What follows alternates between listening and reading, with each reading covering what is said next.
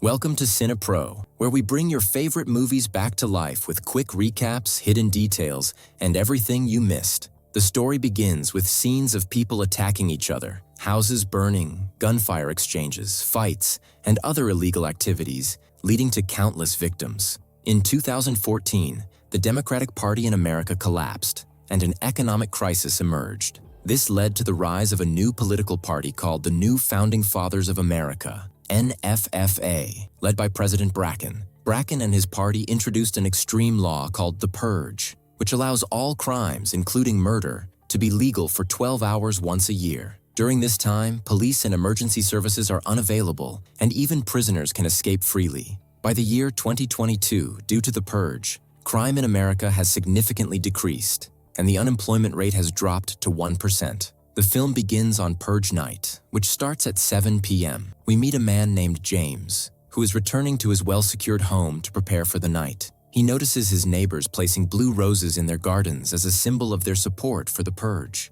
James also brings a blue rose to show his support. He plans to spend the night safely at home with his wife Mary and their children. James's daughter Zoe is in her room with her boyfriend Henry, whom James disapproves of. Henry sneaks into the house before the security system is activated. Meanwhile, the neighbors gather in their gardens, preparing their weapons and placing blue roses as symbols. Grace, one of the neighbors, visits Mary and brings her a plate of sweets. They discuss the upcoming lockdown, which will happen in an hour. As the lockdown begins, James activates the house's advanced security system, which seals all doors and windows with metal barriers. He also retrieves a gun from the safe to protect his family. The family gathers to watch the official Purge announcement on TV. The announcement states that the Purge will begin, and weapons of Category 4 or lower are permitted, while higher-grade weapons and attacks on government officials ranked 10 or higher remain illegal. A siren sounds across America, signaling the start of the Purge. James reassures his family to remain calm and safe. Zoe goes to her room, but her brother, Charlie, expresses his discomfort with the idea of the Purge. James tries to convince him that the Purge helps people release their hatred and violence, ultimately benefiting the country by reducing crime. While everyone is in their rooms, Charlie uses his remote-controlled robot, Timmy, to explore the house and monitor the surveillance cameras. He notices a man on the street being chased and stopping in front of their house, pleading for help. Feeling sorry for the man, Charlie opens the door for him. At the same time, Henry approaches James to discuss his relationship with Zoe, believing that James cannot kick him out now. James realizes that Charlie has opened the door and rushes to the control room to close it. However, the man manages to enter the house at the last moment. James, Mary, and Charlie confront the man, and Henry appears on the stairs with a gun shooting at James. He wanted to kill James so he can be isolated, and the two of them shoot each other and Henry gets injured, and Zoe sees this, so she takes Henry away. And James looks around and searches for the strange man who entered the house.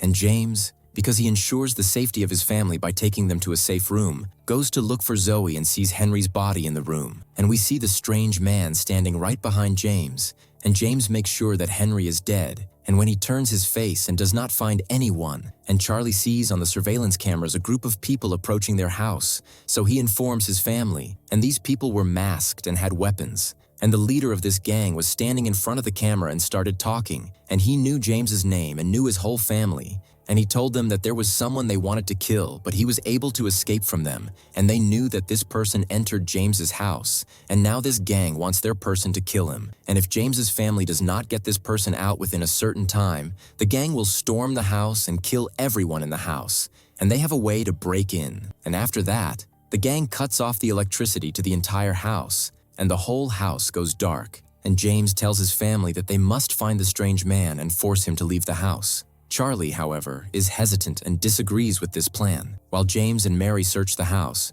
Charlie uses Timmy to help the man hide. He guides the man to a closet using the robot's light signals, and the man understands, hiding inside. Charlie's actions show his compassion and desire to protect the stranger despite the danger, and the gang leader kills one of the men. He does this to threaten James and tells him that the equipment to break the doors will arrive soon. James, afraid for his family, quickly returns home and looks for the stranger. He goes to Charlie's room and finds the stranger raising a weapon at him while they are talking. She comes from behind and raises the gun at him. Then James and the man struggle in a fight, and James accidentally shoots the man. James and Mary then tie him to a chair, and the man tries to struggle and free himself. James makes Mary hold a knife and press it on the man's wound to make him surrender, and Charlie sees all of this, terrified. The family was preparing to hand the stranger over to the gang, but they say that this is not a solution and that they cannot hand someone over to death so easily. The stranger offers to let James go out to save his family, and James realizes that he was wrong and says to Mary, "We have to fight and defend ourselves." Then the gang's equipment arrives, and they hang huge chains on the doors and pull them. They are actually able to pull the doors. A gun is told to him to hide in the floor below, and James, from the tension and anxiety, forgets to untie the stranger and turns to hide in her room. The strange man is trying to free himself, and at the same time, the gang is entering the house. One of them opens the main door for the leader, who enters with his gun. While the family is hiding in the house, one of the gang members enters the floor below and attacks Charlie. He's about to kill him, but James appears at the right time and kills the gang member from behind. The rest of the gang roams the house, and James is on the lookout, killing most of them. But the leader appears in front of him, shoots him in the stomach, and James falls to the ground, dying. The leader respects him because he decided to defend a stranger they did not know. The rest of the gang is destroying everything in the house, and Charlie is hiding in the control room, watching the surveillance cameras. He sees two of the gang members in the garden of their house,